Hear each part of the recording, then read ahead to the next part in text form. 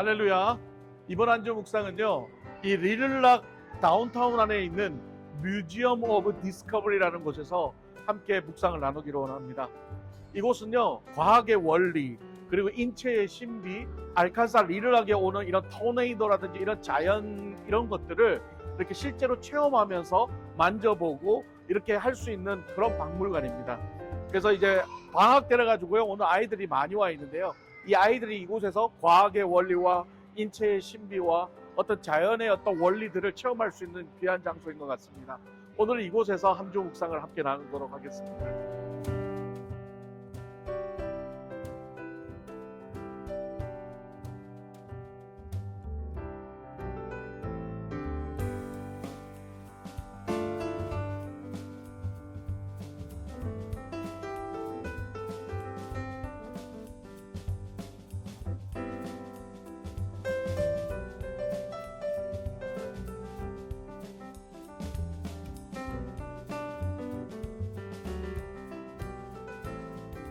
이번 한 주 묵상은요, 고린도전서 12장 7절 말씀입니다. 우리 함께 읽겠습니다.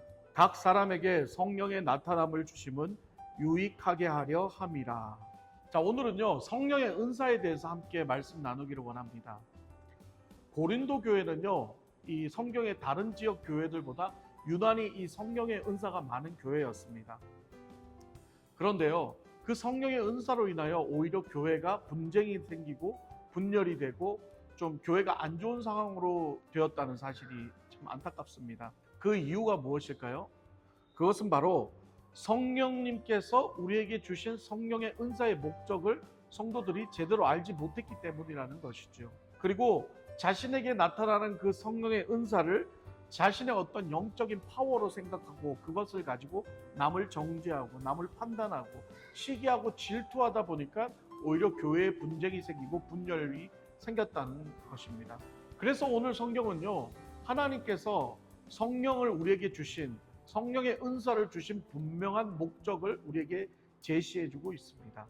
어떤 단어일까요? 오늘 말씀에 유익하게 하려 합니다라는 거죠. 그렇습니다. 성령님께서 우리에게 은사를 주신 이유는 각 교회에 유익하게, 성도에게 유익하게 하게 하려 함이기 때문입니다. 오늘 이 유익하게 하려 함이라는 이 문장의 헬라어의 뜻은 뭐냐면 바로 쉼페론이라는 단어입니다. 쉼페론. 이 뜻은 정확하게 말하면 개인의 유익이 아니라 공동의 유익이라는 뜻을 가지고 있다는 것입니다. 따라서 성령님께서 우리에게 은사를 주신 이유는 우리의 개인의 유익을 위한 것이 아니라 바로 교회 공동체, 성도 공동체 전체의 유익을 위해서 성령의 은사를 주셨다는 말이 되는 것이지요. 그러므로 이 성령의 은사는요, 결코 우리의 영적 파워가 아니고 어떤 우리의 자랑을 나타내기 위해 사용되어져서는 안 된다는 겁니다. 만약 그것을 이용하여 공동의 유익이 아닌 자신의 유익을 위해 사용하게 된다면 결국 어떻게 될까요? 교회가 분열이 되고 공동체는 분열되고 시기와 다툼과 질투가 만연해질 수밖에 없다는 걸 고린도 교회의 사건을 통해서 우리에게 알려주고 있다는 것입니다.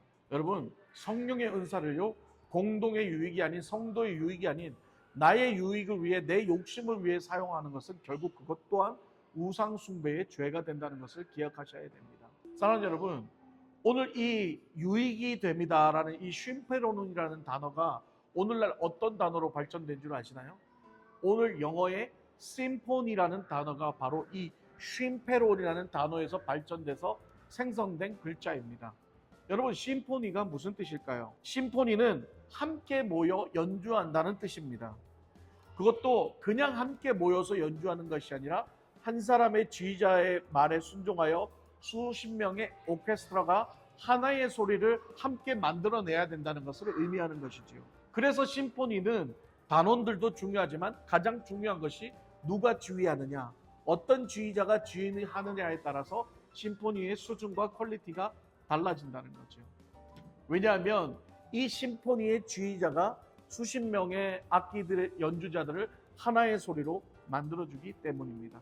아무리 개인의 연주자가 실력이 좋다 하더라도 이 지휘자의 말을 듣지 않고 자기 마음대로 소리를 낸다면 결국 그 심포니는 무너지고 말 것이며 그 심포니의 퀄리티는 떨어지고 말 것입니다. 이처럼 성령의 은사도 마찬가지라는 거죠.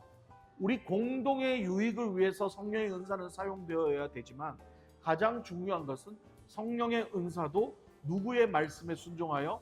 바로 성령님의 뜻에 순종하여 은사가 사용되어져야 된다는 것입니다.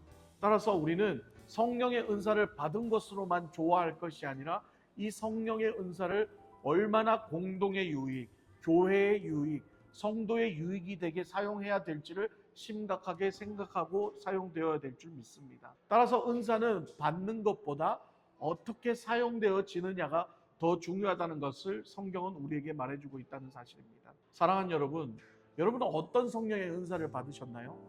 그 성령의 은사를 받으셨다면 그 은사를 무조건 사람들에게 사용하기 이전에 먼저 말씀과 기도로 그 성령님께서 그 은사를 어떻게 사용하여야 될지에 대한 그 성령의 음성에 귀를 기울이시고 그 성령의 음성에 따라 순종하며 이 은사를 교회의 유익이 되게, 공동에게 유익이 되게, 성도에게 유익이 되게 사용되어야 할 줄 믿습니다. 그러면 어떻게 성령 은사를 사용해야 될까요? 성경에 분명히 나와 있습니다. 성령의 9가지 열매가 나와 있지요.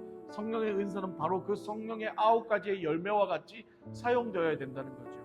그렇다면 우리의 성령의 은사가 올바르게 사용되어지고 있는가를 확인하는 방법도 바로 그 성령의 9가지의 열매를 대입시켜서 거기에 맞게 사용된지를 확인해 보면 우리가 성령의 은사를 잘 사용하고 있는지를 확인할 수 있게 됩니다.